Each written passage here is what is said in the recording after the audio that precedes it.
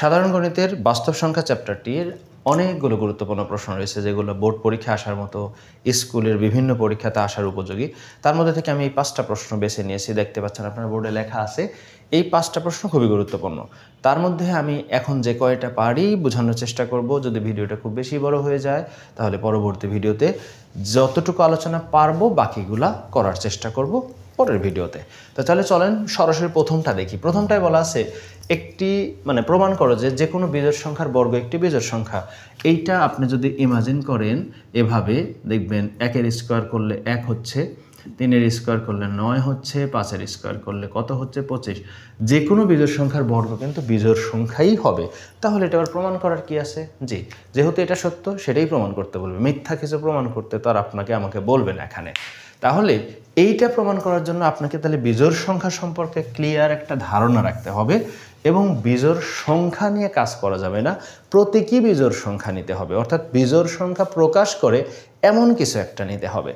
প্রতীকী হিসেবে আমরা একটা বিজোড় সংখ্যা ধরে নিই, যে মনে করি একটি বিজোড় সংখ্যা লিখলাম সমান কত 2x - 1।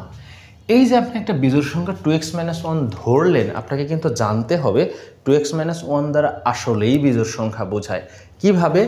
এখানেই এক্সকে আপনার জানা কোনো সংখ্যার মধ্যে নিয়ে নিতে হবে। অর্থাৎ n মানে আবার স্বাভাবিক সংখ্যা বোঝায়, আমরা জানি। তাহলে এক্স তো আর কোনো সংখ্যা বোঝায় না। আপনি বলতেছেন বিজোড় সংখ্যা 2x - 1, তাহলে এই এক্স কোথা থেকে আসছে সেটা বলেন।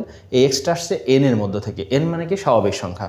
তাই আপনি বলে দেবেন যে একটি বিজোড় সংখ্যা 2x - 1, সেই এক্সটা আমরা n থেকে পিক করব বা n থেকে নিয়ে নিব সবসময়। তাহলে আমরা একটু দেখে আসি আসলে 2x - 1 বিজোড় সংখ্যা হয় কিনা। ধরেন 2x - 1 আপনি তো বলছেন n থেকে নেবেন। n মানে কি 1 2 3 4। দেখেন আপনাদের আগেই বলছিলাম যদি এগুলো বুঝতে হয় আপনার বেসিক পার্টটা জানা থাকতে হবে এই অধ্যায়ের। n মানে যদি 1 2 3 4 5 এগুলো হয় তাহলে আপনি একটা করে মান বসান। এখানে x এর মান যদি 1 হয় তাহলে 2 × 2 - 1, তার মানে 1 হচ্ছে। যদি 2 বসাই x এর মান তাহলে 2 × 2 = 4 - 1 3 হচ্ছে। যদি 3 বসাই এটার মান তার মানে 6 - 1 তাহলে কত 5। এগুলো কি বিজোড় সংখ্যা বোঝায় না? তার মানে 2x - 1 একটা বিজোড় সংখ্যার প্রতীকী রাশি বা পদ, যেটাকে বলা হয় বিজোড় সংখ্যার সাধারণ পদ বা বিজোড় সংখ্যার, যেমন আমরা সূত্র দিয়ে অনেক কিছু করি একই ফরম্যাটে ফেলে, ঠিক এইরকম এটা বিজোড় সংখ্যার সূত্র বলতে পারেন বা সাধারণ পদ। ওকে, তাহলে বিজোড় সংখ্যার সাধারণ পদ এটা যদি হয়েই থাকে তাহলে এখন আপনার প্রশ্ন মতে এটা আপনি ধরে নিয়েছেন যে একটি বিজোড় সংখ্যা 2x - 1। এখানে আপনি অন্য বিজোড় সংখ্যাও যদি কল্পনা করে নিতে পারেন, এটা আপনার ব্যাপার। তো বিজোড় সংখ্যা 2x - 1, x belongs to n। তাহলে এখানে আপনি প্রশ্ন মতে, প্রশ্নে কি বলছে? যে কোনো বিজোড় সংখ্যার বর্গ। তাহলে প্রশ্ন মতে 2x - 1 স্কোয়ার সমান এটা কি সূত্র পড়লো? আপনি স্কোয়ার তো লিখলেন প্রশ্ন থেকে। প্রশ্ন বলছে একটা বিজোড় সংখ্যা তার বর্গ হইতে হবে, তো বর্গ করলেন প্রশ্ন মতে। এখন এটা a - b হোল স্কোয়ারের সূত্র পড়ছে না? a - b হোল স্কোয়ারের সূত্র কি? a² - 2ab + b²। আশা করি এটা সূত্রটা সবাই জানেন। a² - 2ab + b², অর্থাৎ এই অংশটা a এটা b। তাহলে a² - 2ab + b² যদি হয়, এখানে আমরা এই a² বলতে যে অংশটা পাচ্ছি স্কোয়ারটা ভিতরে সবার সাথেই কি হবে? প্রয়োগ হবে। অর্থাৎ 2 এর উপরে স্কোয়ার হবে, তার মানে এটা 4 হবে। এক্স এর পরেও প্রয়োগ হবে স্কোয়ার। এখানে সেম 2 × 2 = 4x + 1² মানে 1। তারপরে আপনি এই দুইটা থেকে কমন নেন, কত 4x। কমন নেওয়ার সাথে সাথে x - কত 1 প্লাস কত 1। এরপরে আর কিছু এখানে করার নাই। এখন ব্যাপারটা হচ্ছে মোটামুটি এই অঙ্কের ইকুয়েশন শেষ। এখানে সে আপনাকে কিছুটা যুক্তি দেখাইতে হবে। ওরা বলছিল একটি বিজোড় সংখ্যাকে বর্গ করেন, তারপরে প্রমাণ করেন বা বোঝান যে এটা একটা কি হবে? বিজোড় সংখ্যাই হবে। তাহলে আমরা তো বিজোড় সংখ্যা নিয়েছি, তাকে বর্গ করছি, এখানে এসে শেষ হয়ে গেল। তাহলে এখন যুক্তি দেবো এটা আসলে বিজোড় সংখ্যা কিভাবে। এখানে x ও x - 1 দুটি ক্রমিক স্বাভাবিক সংখ্যা। এটা দুটি ক্রমিক স্বাভাবিক সংখ্যা হইল কিভাবে? যদি আমি আপনাদেরকে একটু ডিটেলসে লিখে দেখাই। ধরেন x এবং x - 1। আপনি কি বলছিলেন? এক্সটা কোথ থেকে আসবে? এক্স আসবে n থেকে। n মানে কি 1 2 3 এগুলা। তো এখন ধরেন x এর মান 1, তাহলে এটা কত হবে? 1 - 1 দ্যাটস ওয়াই 0। ধরেন x এর মান 2 নিলেন, ওই যে তাহলে এটা কত হবে 2 - 1 মানে 1, 3 নিলেন, 3 - 1 মানে কত 2, এটা নিলেন 4, এটা হবে তাহলে কত 3। তা আপনি একটু লক্ষ্য করে দেখেন তো এই যে প্রত্যেক জোড়া সংখ্যা পাচ্ছেন এদের মাঝখানে ব্যবধান কত 1, তার মানে যখনই কোনো সংখ্যার দুইটা ব্যবধান 1 পাই আমরা তাদেরকে কিন্তু আমরা ক্রমিক স্বাভাবিক সংখ্যা বলি। অর্থাৎ ক্রমিক স্বাভাবিক সংখ্যা কারা? এমন এক জোড়া সংখ্যা যেই সংখ্যা জোড়ার ব্যবধান বা পার্থক্য 1, তাহলে দুইটি সংখ্যার ব্যবধান বা পার্থক্য যদি 1 করে হয় তাদেরকে আমরা বলবো ক্রমিক স্বাভাবিক সংখ্যা। ওই রুলস অনুযায়ী তাহলে এখানে আমরা এদেরকে বলতে পারি ক্রমিক স্বাভাবিক সংখ্যা। তাহলে এই প্রত্যেকটা জোড়া যদি ক্রমিক স্বাভাবিক সংখ্যা হয় তাহলে এগুলাকে যারা তৈরি করলো তারাও নিশ্চয়ই ক্রমিক স্বাভাবিক সংখ্যা। এই জন্য আমরা বলছি x এবং x-1 দুটি ক্রমিক স্বাভাবিক সংখ্যা। দেখেন x ও x-1 দুটি ক্রমিক স্বাভাবিক সংখ্যা। তাছাড়াও আপনি একটু ভাবেন এটা যা এটা কি তার চেয়ে কম না? তাহলে তো পাশাপাশি, পার্থক্য একই, নিশ্চয়ই এটা ক্রমিক স্বাভাবিক সংখ্যা হবে। এখন এই ক্রমিক স্বাভাবিক সংখ্যার মধ্যে দেখেন যদি গুণ করেন তাহলে কি হয়? 0-র সাথে 1 গুণ হলে 0, 1-এর সাথে 2 গুণ হলে 2, 3-এর সাথে 2 গুণ হলে 6, 4-এর সাথে 3 গুণ হলে 12। এই সব কি জোড় সংখ্যা পাচ্ছেন না? তার মানে কি দুটি ক্রমিক সংখ্যার গুণফল সবসময় কি হয়? জোড় হয়। তাহলে আপনি বলতেই পারেন এত ও এত এর গুণফল কি সংখ্যা?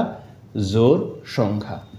তাহলে এই যে আপনি লিখলেন x ও x-1 এর গুণফল জোড় সংখ্যা, এটা তো আপনি এখানেও দেখতে পেলেন যে জোড়ই হবে। তার মানে x ও x-1 এর গুণফল কি সংখ্যা হচ্ছে? জোড় সংখ্যা। বুঝলেন? তাহলে আমি যদি বলি x x-1 জোড় সংখ্যা, কোনো সমস্যা নেই? সমস্যা। তার মানে x ও x-1 এর গুণফল যেহেতু জোড় সংখ্যা একসাথে লিখলে তো গুণই বোঝায়, তাই বললাম এত জোড় সংখ্যা। আচ্ছা, একটা জোড় সংখ্যার সাথে 4 গুণ দিলে কি সে বিজোড় হবে? সে তো জোড় সংখ্যাই হবে। কারণ ধরেন এর সাথে আপনি 4 গুণ দেন 0, 4 গুণ দেন 8, 4 গুণ দেন 24, সব তো জোড় সংখ্যাই পাবেন। একটা জোড় সংখ্যার সাথে 4 দ্বিগুণ করলে সেও জোড় সংখ্যাই হয়। ধরেন আপনি 2-কে 4 দ্বিগুণ করেন, 4 দুগুণ 8, যে কোনো জোড় সংখ্যা এভাবে আপনি গুণ করে দেখেন 4 দিয়ে, সে জোড়ই হবে। তাই আমি বলতে পারি 4x x-1 কি সংখ্যা? জোড় সংখ্যা। এবার একটু লক্ষ্য করেন x এবং x-1 এই দুইটা ছিল ক্রমিক সংখ্যা, এদের গুণফল ছিল জোড় সংখ্যা, তার সাথে 4 দিয়ে গুণ করেও কি হলো? জোড় সংখ্যাই হলো। এখন যে কোনো জোড় সংখ্যার সাথে 1 যুক্ত করলে কি হয় দেখেন তো? 0-এর সাথে 1 যোগ করলে 1, 8-এর সাথে 1 যোগ করলে 9, 24-এর সাথে 1 যোগ করলে 25। তার মানে কি জোড় সংখ্যার সাথে 1 যোগ করলে সে বিজোড় হয়।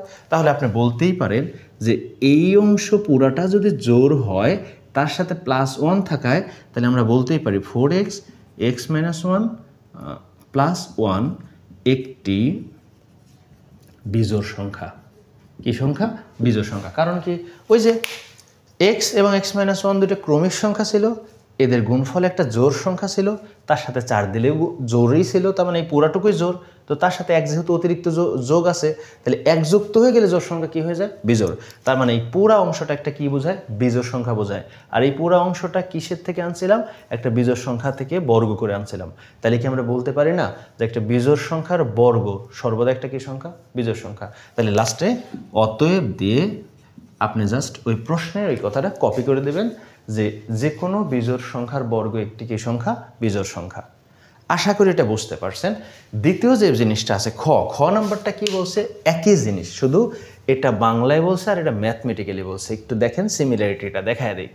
এখানে n = 2x-1, অর্থাৎ n একটা সংখ্যা ওরা কল্পনা করছে, সেটা সমান 2x-1 ধরছে। আর এখন তো আপনি জানেন 2x-1 হচ্ছে বিজোড় সংখ্যা যার x আনা হয়েছে n এর থেকে, তাহলে এই xটা আনা হয়েছে n থেকে। আবার বলছে n², মানে কি ওই যে বিজোড় সংখ্যাটাকে বর্গ করলে তা একটা বিজোড় সংখ্যা হয়। ভালো করে দেখেন যে এটা একটা বিজোড় সংখ্যা যাকে n দ্বারা প্রকাশ করি, তাহলে সেই বিজোড় সংখ্যাকে বর্গ করলে কি হবে? বিজোড় সংখ্যা। তাহলে আগেরটা ছিল সরাসরি বাংলা আর পরেরটা হলো ওই বাংলা থেকে গাণিতিকভাবে দেখাইছে। দুইটা প্রমাণই কিন্তু একই জিনিস, একই ভাষা।